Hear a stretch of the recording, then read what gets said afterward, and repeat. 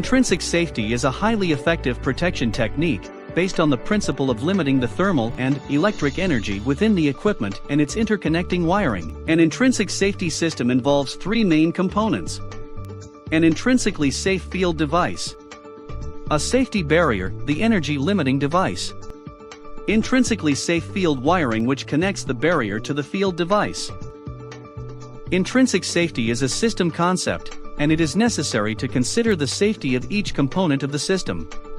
The safety barrier limits the maximum amount of voltage, current and power transferring to the field device to safe levels. Under normal operation, the barrier is not needed as a safety device. The input voltage and current from the power source, for example, may be transferred directly to the field device without any changes.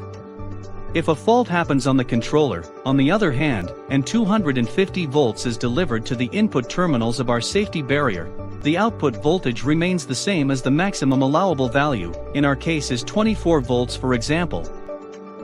Similarly, if a fault happens within our field device located inside the hazardous area, the safety barrier limits this faulted current to the allowable maximum level that can flow into the hazardous location from our controller.